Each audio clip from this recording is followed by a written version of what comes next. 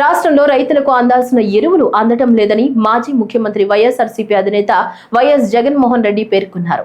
గుంటూరు జిల్లా తాడేపల్లిలోని వైఎస్ఆర్సీపీ కేంద్ర కార్యాలయంలో ఆయన పాత్రికేయులతో మాట్లాడుతూ రాష్ట్రంలో ప్రజలకు అభివృద్ధి సంక్షేమం రెండూ లేవని అన్నారు. రాష్ట్ర ఆర్థిక వ్యవస్థ తిరోగమనంలో ఉందని తెలిపారు. రాష్ట్రంలో విద్య, వైద్యం, వ్యవసాయం ప్రైవేట్ వ్యక్తుల దోపిడీకి గురవుతున్నాయని చెప్పారు. రాష్ట్రంలో పరిపాలన ప్రజల కోసం జరగటం లేదని తెలిపారు. రైతులకు అందాల్సిన ఎరువులు బ్లాక్ మార్కెట్లోకి వెళుతున్నాయని వివరించారు. రాష్ట్రంలో ధైర్యంగా మాట్లాడే అవకాశమే లేదని వైఎస్ జగన్ పేర్కొన్నారు. దేశంతో కంపేర్ చేస్తే రాష్ట్ర ఎకానమీ తిరోగమనంలో ఉంది. ప్రజలకు అందుబాటులో ఉండాల్సిన ఏ ప్రభుత్వమైనా ప్రజలకు తన కనీస ధర్మంగా అందుబాటులో ఉంచాల్సిన విద్య, వైద్యం, వ్యవసాయం ఈరోజు ప్రైవేట్ వ్యక్తుల దోపిడీకి ఈరోజు మన కళ్ళ ఎదుటే గురవుతా ఉన్నాయి. ఇవన్నీ ఒక రాష్ట్ర ప్రభుత్వం కనీస బాధ్యతలు ఇవన్నీ. కానీ అన్ఫార్చునేట్గా కనీస బాధ్యతలు కూడా ఈరోజు రాష్ట్ర ప్రభుత్వంలో కనపడని పరిస్థితులు. అందుకని అడుగుతా ఉన్నాం, అసలు ఈ రాష్ట్రంలో పాలన అనేది సాగుతా ఉన్నది ప్రజల కోసం సాగుతా ఉందా, లేకపోతే దోపిడీదారుల కోసం ఈ పాలన సాగుతా ఉందా అన్నది నిజంగా అర్థం కాని విషయమే.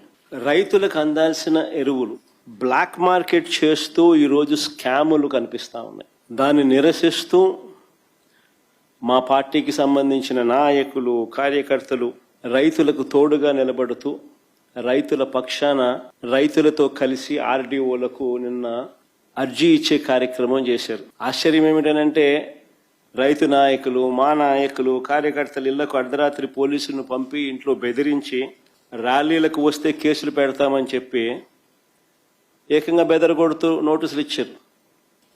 ఎరువులు అందని పరిస్థితి కనిపిస్తా ఉన్నా కానీ, ఎరువులు దొరక్క రైతులు అగసాట్లు పడతా ఉన్న పరిస్థితులు కనపడతా ఉన్నా కానీ, ఏ పంటకు గిట్టుబాటు ధరలు రాని పరిస్థితి కనపడతా ఉన్నా కానీ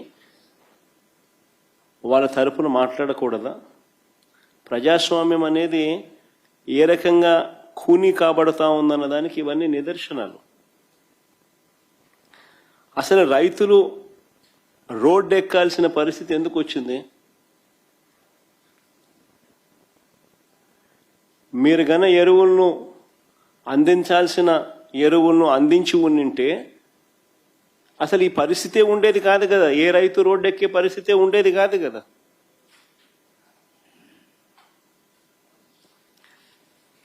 మీరు స్కాములు చేయకపోయినంటే ఎరువుల విషయంలో ఈ పరిస్థితి వచ్చి ఉండేది కాదు కదా.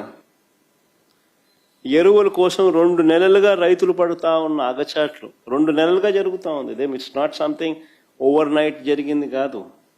2 నెలలుగా ఇది కనిపిస్తూ ఉంది. 2 నెలలుగా రైతులు పడుతూ ఉన్న అగచాట్లు దీనికి సాక్ష్యం కాదా అని అడుగుతా ఉన్నా.